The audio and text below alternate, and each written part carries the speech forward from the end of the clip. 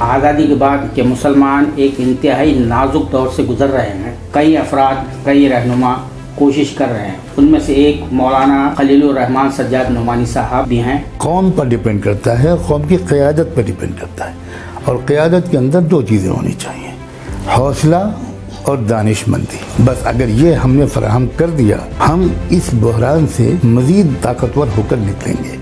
مسلمان کو مسلمان کر دیا طوفان مغرب نے. تو یہ جو چیلنجنگ حالات ہیں، یہ انشاءاللہ قوم کو اصلی اسلام سے اور قریب کرے. آزادی کے بعد یہ پہلا موقع ہے کہ مسلمان ایک انتہائی نازک دور سے گزر رہے ہیں. ان حالات میں مسلمانوں کو حوصلہ اور مایوسی سے باہر نکالنے کے لیے کئی افراد، کئی رہنما کوشش کر رہے ہیں. ان میں سے ایک مولانا خلیل الرحمان سجاد نعمانی صاحب بھی ہیں. آج ہم اسی حوالے سے ان سے بات کرتے ہیں. مولانا، آپ کا ہمارے اس پروگرام میں خیر مقدم ہے، استقبال ہے. بہت شکریہ. اس وقت جو صورتحال ہے، آپ اس کو کس نظر سے دیکھ رہے ہیں؟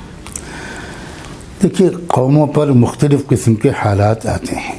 یہ ایک سسٹم ہے جس سے کوئی قوم مستثنیٰ نہیں ہے. ہماری قوم پر اس وقت ایک حالات چیلنجنگ حالات ہے، اور یہ گلوبل فنامنا بھی ہے. یہ صرف ایک ملک میں نہیں ہے، پوری دنیا میں ملت اسلامیہ اس وقت چیلنجز کے دور سے گزر رہی ہے. اب اس کا چیلنجز ہی ہمیشہ قوموں کو فاتح بناتے ہیں. یہ پوری تاریخ ہے، سیرت نبوی سے لے کر اور دوسرے فاتحین تک. کسی قوم پر چیلنج آتا ہے تو وہ ابھرتی ہے، بشرطے کہ اس کو صحیح قیادت میسر آ جائے. جاپان تباہ ہوا تھا نیوکلیر اٹیک کے بعد. اس کے بعد وہ دنیا کی سب سے بڑی اقتصادی طاقت بن گیا. جرمن تباہ ہوا تھا جنگ عظیم میں، جرمنی ابھر کے کتنا اوپر آ گیا. قوم پر ڈیپینڈ کرتا ہے، قوم کی قیادت پر ڈیپینڈ کرتا ہے، اور قیادت کے اندر دو چیزیں ہونی چاہیے: حوصلہ اور دانش مندی. بس اگر یہ ہم نے فراہم کر دیا، اور مجھے بہت امید ہے، میں بہت ہی پر امید انسان ہوں، ہم اس بحران سے مزید طاقتور ہو کر نکلیں گے. لیکن ابھی وقت لگے گا. اچھا مولانا، آپ ایک بڑی تنظیم مسلمانوں کی جو ہے، جسے اجتماعی پلیٹ فارم بھی کہا جاتا ہے، مسلم پسندہ بورڈ کے مجلس عاملہ کے رکن بھی ہے، ایک تعلیمی میدان میں جو ایک NGO بھی چلاتے ہیں، مختلف تنظیموں سے وابستہ رہے ہیں. آپ کے والد محترم بھی ایک بڑی علمی شخصیت رہی ہے. تو اس وقت جو مسلمانوں کو جو منظرنامہ ہے، جو مسلمانوں کی جو تنظیمیں ہیں، وہ جس طرح کا کام کر رہی ہے، اس کو آپ کس طرح سے جو ہے اسیس کریں گے؟ میں مسلمانوں کی نئی نسل سے زیادہ پر امید ہوں. جو ینگ لیڈرشپ ابھر رہی ہے، اور جو یوتھ ہیں، چاہے وہ بوائز ہوں چاہے گرلز ہوں، ان میں ٹیلنٹ بھی ہے، حوصلہ بھی ہے. ان کو گائیڈنس کی اور تربیت کی ضرورت ہے. وہ میں اپنی بساط کے مطابق نوجوانوں ہی سے زیادہ میرا رابطہ رہتا ہے، اور اس لیے مجھے بہت اچھی امید ہے. اور صرف مسلمانوں سے نہیں، میں ملک کے جو دوسرے مظلوم طبقات ہیں، جن کی اصل میں اکثریت ہے. اب تک جو غلطی ہوئی ہے وہ یہ کہ ہر سماج اپنے اپنے حقوق کی لڑائی الگ لڑتا رہا ہے. میں اس کوشش میں لگا ہوں کہ جتنے مظلوم طبقات ہیں، جن کے دستوری حقوق نہیں ادا ہو رہے، وہ اکٹھا ہو کر ایک ڈیموکریٹک طریقے پر، پرامن طریقے پر اپنی لڑائی لڑیں. اس سمت میں ہم آگے بڑھ رہے ہیں. کیونکہ ظاہر ہے کہ ہمارے پاس میڈیا ہمارا سپورٹ نہیں کرتا، اس لیے ظاہر ہے کہ تھوڑا وقت زیادہ لگے گا. لیکن زمینی سطح پر جو صورتحال ملک کے عوام کی ہے، مسلمانوں کی بھی اور نان مسلمس کی بھی، وہ مستقبل کے بارے میں اچھی امید دلاتی ہے. یہ آپ نے ایک گفتگو میں ایک اشارہ کیا کہ بھئی جو مظلوم طبقات ہے، یہ مسلمانوں تنظیموں کا، مسلم لیڈران کا ایک وتیرہ رہا. آزادی کے بعد سے ہم دیکھتے آ رہے ہیں کہ وہ صرف اپنے مسائل کو اٹھاتے ہیں، دوسرے طبقات کے جو مسائل ہیں کبھی ان کو نہیں اٹھایا ہے. آپ نے اس طرف توجہ دلائی. آج کل تو کچھ مسلم تنظیمیں بول بھی رہی ہے، کچھ مسلم لیڈران بول رہے ہیں. تو ظاہر بات ہے اس کو کس طرح سے ایک تحریکی شکل دی جا سکتی ہے اس چیز کو؟ آلریڈی تحریکی شکل دیے جانے کا آغاز ہو چکا ہے.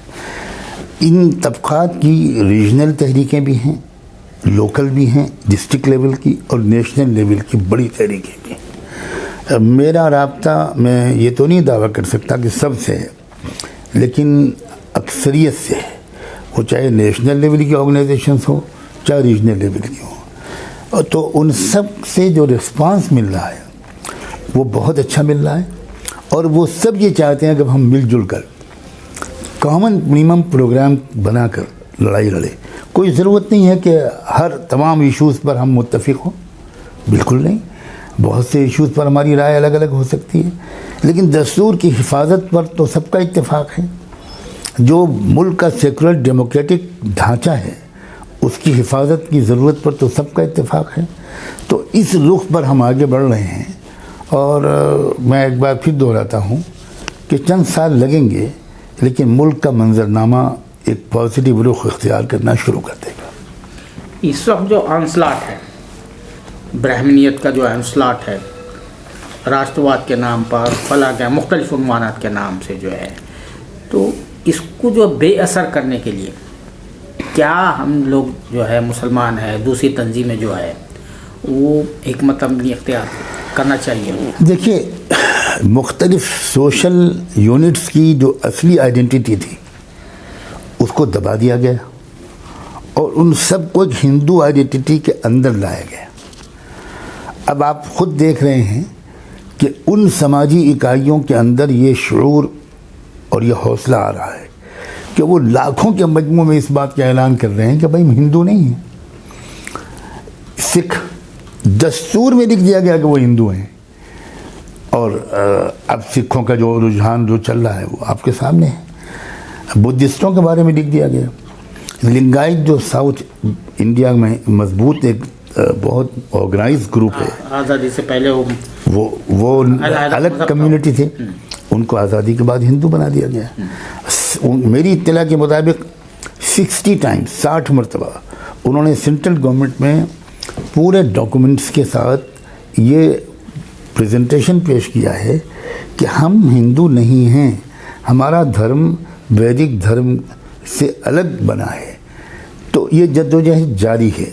ظاہر ہے آپ نے تو خود میری مشکل آسان کر دی، آپ نے لفظ برہمنیت استعمال کیا، تو اس کا جو اسٹرانگ ہولڈ رہا ہے تو وہ مختلف قسم کی سیاسی چالوں سے وہ اس کو برقرار رکھنے میں اب تک کامیاب ہوئے ہیں. لیکن جیسے جیسے اویئرنیس نیچے جائے گی، خود مسلمان نہیں جانتے تھے، مسلمان تو اس ملک کی سماجی جو سسٹم تھا اس کے واقف ہی نہیں تھے. ہر غیر مسلم کو مسلمان ہندو سمجھتے تھے. تو اب مسلمانوں میں بھی یہ جانکاری پھیل رہی ہے، خود ان لوگوں میں بھی جانکاری پھیل رہی ہے. اور یہ جانکاری کا پھیلنے کا سلسلہ بہت پرانا نہیں ہے، شروع تو بہت پہلے سے ہوا تھا، لیکن مسلمان اس سے غیر متعلق رہے. لیکن پچھلے 10-12 سال میں مسلمانوں میں یہ جانکاری اچھی خاصی تیز رفتار سے پھیل رہی ہے. ابھی کچھ وقت اور لگے گا، میں نہیں کہہ سکتا کتنا وقت لگے گا. لیکن آپ کا جو ہے ان لوگوں سے انٹریکشن ہو رہا ہے. میں جیسا لنگایت کی جو سب سے بڑے جو مذہبی رہنما ہے ان کا بھی انٹرویو لیا میں نے. ابھی دلت لیڈران سے بھی کل راج رتن سے بھی میری بات ہو رہی تھی. راج رتن سے بھی کہا کہ آپ تو اپنے محفلوں میں مجلسوں میں کہتے کہ ہم ہندو نہیں ہیں، ہم ہندو نہیں ہیں، لیکن اس کو کانسٹنٹلی چیلنج نہیں کرتے. یہ جو تضاد میں رہتے ہو آپ اس پر تو اس پر آپ کی ان سے جو گفتگو ہوتی ہے، میں تفصیلات تو اس کی ابھی بتانا مناسب نہیں سمجھوں گا، لیکن آپ ہو سکتا ہے کہ چند مہینوں میں اس سلسلے میں کوئی اچھی پروگریس کی خبر سنیں. اچھا، یہ جو مسلم تنظیمیں ہیں سب کی اپنی اس وقت جو صورتحال ہے بڑی نازک صورتحال ہے، سب کی 1.5 انچ کی مسجدیں بنی ہوئی ہیں. اس پر کچھ تبصرہ کریں گے آپ؟ دیکھیے، اب تازہ مثال ہے تریپورہ کا واقعہ ہے. اب ایک جو ملی تنظیم ہے اس کے 2 متوازی تنظیمیں طور پہ کام کر رہی ہے. پہلے انہوں نے بھیجا تو اس کو دیکھ کر پھر انہوں نے اپنا وفد دیا، پھر ایک اور کہا، میں دوسرے 4 تنظیمیں مل کے وہ بھی الگ سے گئی.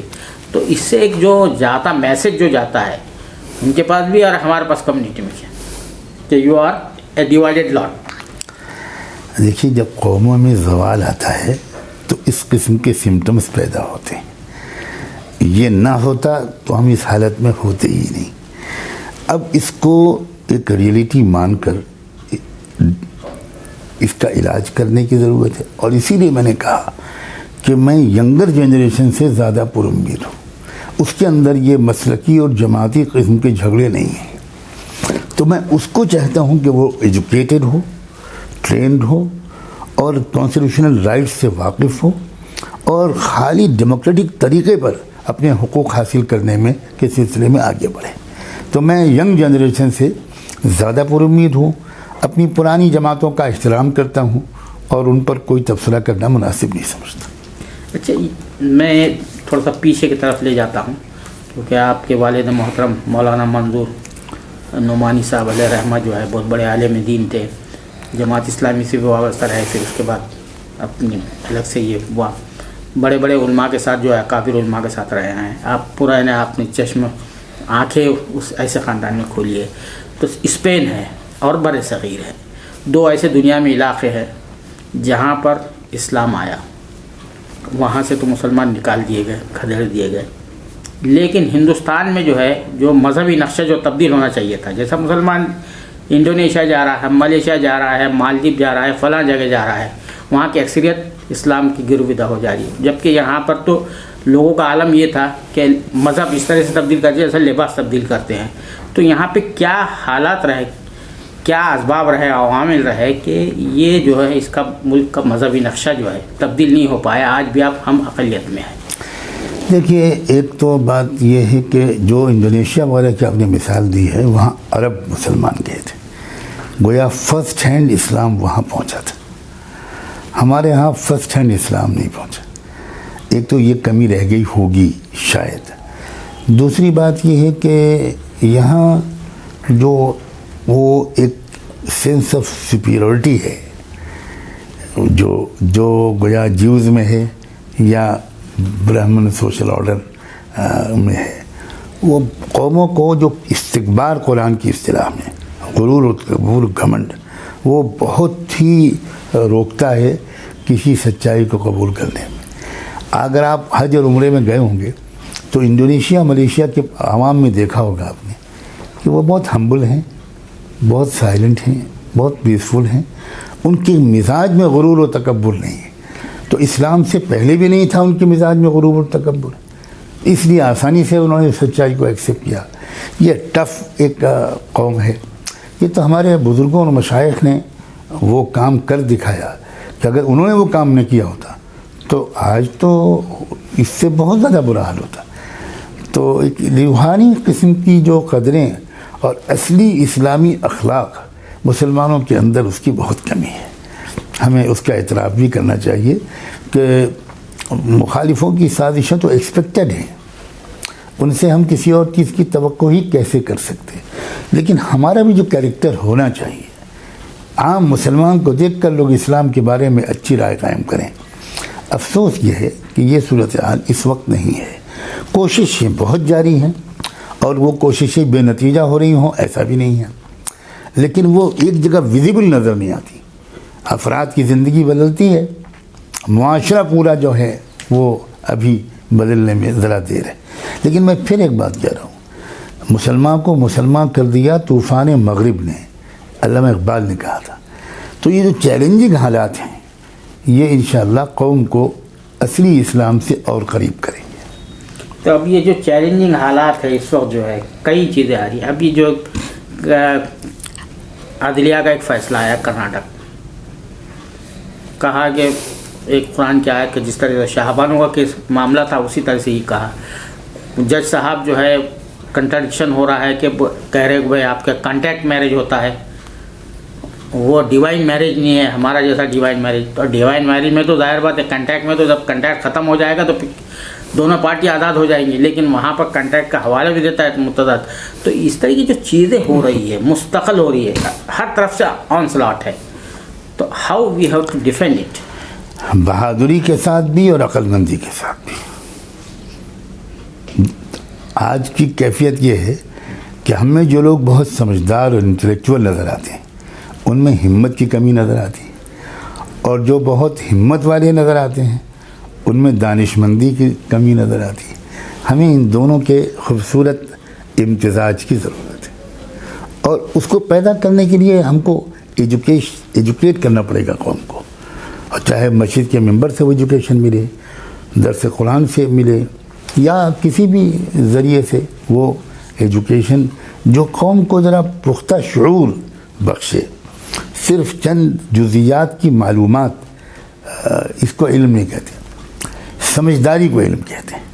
تو وہ سمجھداری کو پھیلانے کی ضرورت ہے, اور اب وسائل بھی بہت آ گئے ہیں سوشل میڈیا وغیرہ کے ذریعے سے, اور بہت سے لوگ اس سلسلے میں اچھا کام کر رہے ہیں اور بہت اچھے نتیجے بھی سامنے آ رہے ہیں. اچھا, میرا آخری سوال یہ ہے کہ دیوبند تحریک اور علی گڑھ تحریک, اس کے نتیجے میں اس سے پہلے برصغیر میں جو تعلیم کا نظام تھا مسلمانوں کا, وہ اس میں تمام سبجیکٹ جو اس وقت زمانے کے جو بھی ضروریات ہوتی تھی اس کے مطابق تھا. لیکن یہ آنے کے نتیجے میں ظاہر بات ہے دو الگ جو ہے شاخیں پیدا ہو گئی ہے. اب اس کو کس طرح سے پاٹا جائے, یہ طبقہ تیار ہی نہیں ہے, خاص طور سے ادھر کے سائڈ کے جہاں سے. تو اس انشاءاللہ جو ہے سمجھداری کی جو کہہ رہے ہیں کہ سمجھداری انشاءاللہ زمانہ جو ہے سب کچھ سمجھا دے گا. میں خود ایک بہت معمولی سا انسان ہوں. میں نے مہاراشٹر میں ایک ادارہ قائم کیا ہے جس کا نام ہے دارالعلوم امام ربانی. اس میں دونوں سسٹمز آف ایجوکیشن انٹیگریٹ کر دیے گئے. ہر بچہ عالم بھی بن رہا ہے, ہر بچہ گریجویٹ بھی بن رہا ہے, اور وہ 100% ریزیڈینشل ہے تاکہ بہترین اخلاقی تربیت بھی ہو سکے. یہ جو ماڈل ہے ایک کامیاب ہو گیا تو آپ یقین مانیے تیزی کے ساتھ ملک کے مدرسے اس کو اڈاپٹ کریں گے. اس زمانے میں جو ہوا وہ زمانے کے حالات تھے. ہم دونوں کے بہت ممنون کرم ہیں, سر سید کے بھی اور حضرت نانوتوی کے بھی. انہوں نے ہمارا سرمایہ بچا لیا, انہوں نے ہمارے معاشی ترقی کے راستے بالکل مسدود ہونے سے بچا لیے, اور اب دونوں کے یکجا ہو جانے کا وقت ہے. اور اب مسلم نوجوان بھی چاہتا ہے, وہ کہیں نہ کہیں محسوس کرتا ہے کہ ہم قرآن کو نہیں سمجھ پا رہے ہیں, ہم ڈائریکٹلی قرآن کو کیوں نہیں سمجھ پا رہے ہیں. یہ بہت اچھی قابل قدر چیز ہے. آپ دیکھیے کہ اتنا علماء کے سوشل میڈیا پر درس قرآن آتے ہیں اور کتنی بڑی تعداد میں لوگ اس کو پسند کرتے ہیں. ڈاکٹر اسرار احمد صاحب ہوں یا دوسرے بہت سے لوگ ہیں. تو یہ ٹرینڈ اب عام ہو رہا ہے. ہمارا مدرسہ کبھی آپ مہاراشٹر آئیں, آپ تو خود مہاراشٹر کے ہیں, تو آپ آئیے اور ایک نظر ڈالیے اس کے اوپر. اچھا, آخری وہی پھر سے میں دوبارہ آ جاؤں گا کہ اس وقت جو سیاسی صورتحال ہے, دلتوں کے ساتھ جو ہے سیاسی میدان میں جب بھی اتحاد کیا گیا ہے تو جو تجربات آئے ہیں ماضی میں, جو تجربات ہیں کہ وہ تھوڑے سے موقع پرست واقع ہوئے ہیں. تو بہت سے تجربے ہمارے فیل ہو گئے. ہم نے پوری طرح کانگریس کو سپورٹ کیا سیکولر سمجھ کر, کیا وہ تجربہ کامیاب رہا؟ اس میں کہاں ہم سے کمی رہ گئی. ہم نے کوئی برابر کی حصہ داری نہیں لی, ہم ڈیسیشن میکنگ پوزیشن میں نہیں پہنچے. ہم صرف قلی کی طرح ان کا بوجھ اٹھا کر ہم ان کو اسمبلی اور پارلیمنٹ میں بھیجتے رہے. یہ نہیں چلے گا. یہ ڈیموکریٹک سسٹم میں اس سے حقوق نہیں ملا کرتے. تو یہ بھی اب فرق ہے کہ اب جو حصہ داری جو شرکت ہوگی وہ پھر برابر کی ہوگی. وہ اس طرح نہیں ہوگی کہ ہم آنکھ بند کر کے کسی کے وعدوں پر یقین کر کے ہم اس کو آگے بھیجتے رہیں. بہت بہت شکریہ مولانا محترم, سالار چینل کے لیے اپنا وقت ہم میسر کرنے کے لیے. آپ کا بھی بہت شکر گزار ہوں میں.